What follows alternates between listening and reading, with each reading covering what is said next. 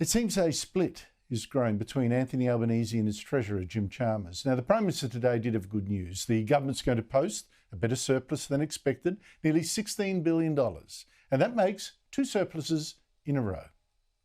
The largest back-to-back surpluses on record. So we've managed to turn Liberal deficits into Labor surpluses. And that has assisted in putting that downward pressure on inflation.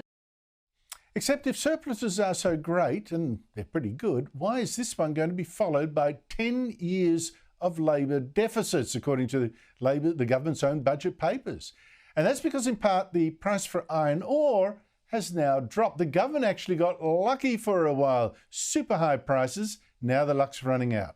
And that may be why Treasurer Chalmers asked his Treasury Department to work out the costings if he now capped negative gearing on rental homes. Although Chalmers still refuses to exactly admit that is indeed what he did. Sometimes the advice comes unprompted, sometimes it's sought by me. On this occasion, you know, when there's a contentious issue in the public domain and we've got a severe shortage of housing, of course treasurers get advice from their department on these sorts of issues, and that's what's happened here. 5 times he refused to give a straight answer. But as I said last week, it seems Albanese was blindsided when the news was leaked that Chalmers was indeed looking to cap negative gearing. And Albanese tried to rubbish the idea. Chalmers today even hinted that the work on costing this change had now been scrapped. You're assuming that there's a piece of work that's been finished. Joining me is the panel, Michael Kroger, former Victorian Liberal President, Michael Danby, former Federal Labor MP. Michael Danby, Cameron Milner, Bill Shorten's former Chief of Staff, a Chalmers supporter, a regular commentator on the show, claims in his latest column that all this leaking of the negative gearing being costed and all that, coming ahead of Chalmers' trip to China last week, made Chalmers look like a leader on the world stage, while back in Australia, Albanese just looked like a liar who didn't know what was going on. Is Chalmers really trying to undermine Albanese? Well, they both have a corporate interest in not supporting a crazy tax like this, that similar kind of thing lost Bill Shorten the unlosable election. He's no Paul Keating. When he went over to China, I could have told him what he would discover in China. Xi Jinping is a communist. And that's the problem with the building industry and with business in China. The communists have killed natural Chinese entrepreneurship. So Jim's got big problems. I don't think he's distinguished himself as a point of difference to the Australian public from Albo. So I don't know how his chances are after the next election, which, if you follow the opinion poll, seems to be that Labor is in a desperate position that it might have to go into an alliance with the Teals. Michael Kroger, what is going on between those two guys?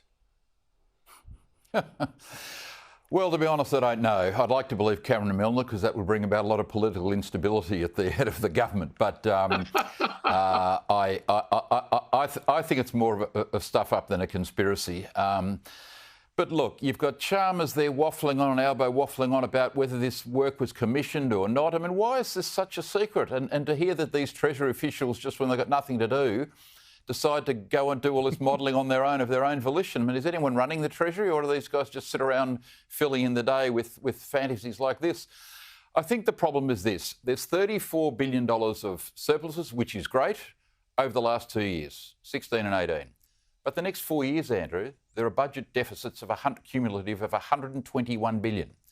So he's got to call an election before the next budget, because they're trying to give the impression they know what they're doing about this great economic management. Oh, we've had 2 surpluses. But if he has to deliver a budget deficit next year of $28 billion, announce it before the election, and then people focus on the fact that that's 28 of 121, people might think maybe this Chalmers did get hit in the backside by a rainbow and that he's not very good after all. So I think they've got to call the election before there's a budget, preferably after an interest rate cut. But, you know, the short answer to your question is, who would know? I don't think they ever know. I suspect you're absolutely correct that they need the election call before the budget. where they have to admit they've... and those cumulative deficits of $124 billion, that's only over 4 years. Their budget paper says there will be no surplus again for 10 years. The Daily Telegraph, Michael, is, at the moment, is reporting that former Labor leader Kevin Rudd, who's now an ambassador to Washington, has spent $150,000 flying to other countries as a kind of ambassador to the world, Michael Danby, travelling to, among other places, the World Economic Forum in Switzerland, a defence conference in London, flying with WikiLeaks founder Julian Assange after he was freed from a British jail, to Singapore to mark the birth 100 years ago of former Prime Minister Lee Kuan Yew. Michael Danby, is he just doing his job, Kevin Rudd, or doing a Scott Morrison, sort of a whole lot of other jobs? I think they're paying the price of keeping him quiet in Washington and not speaking on issues that would undermine the foreign minister further. I thought the trip from Washington escorting Assange was completely unnecessary from London. What a complete waste of time. Maybe he was finding out from Mr. Assange about the first interview that Julian Assange did when he was hosting Russia Today program, which was with, Andrew, Sheikh Hassan Nasrallah. Sorry to have an inconvenient memory, but Kevin, did you ask him about Sheikh Hassan? Well, look, I thought that was ridiculous indulgence too, because it's actually our ambassador to London. In fact, they're called the High Commissioner. The High Commissioner to London, Stephen Smith, was on that flight already. Why they needed Kevin Rudd as well, heaven knows. What do you make of this? Look, I guess, Michael Kroger, that, Kevin Rudd is an asset, but gee, they must be short of assets to have him do all these other work on top of his being the ambassador to Washington. Look, there were a lot better people to take on that position than him. He was a friend of Albanese's. This was a captain's call because they were mates. He was deputy to Rudd. This was, a favour he did to him. Rudd is completely unsuited to this job. The only thing is, it's lucky he hasn't blown up completely whilst he's ambassador. But of course, there's no reason he has to go to these other countries. None whatsoever. That's not his job. He is, as you say, not a world, he's not the world statesman, travelling the world at our expense. I agree with Michael. Julian Assange, what was that all about? But look, as you know, Andrew, my view about Kevin Rudd is the less time on this network we spend talking about him, the better we'll all be. But I think he needs to come home and work on that Murdoch Royal Commission. That's gone south since he left. It's all collapsed. It's all collapsed.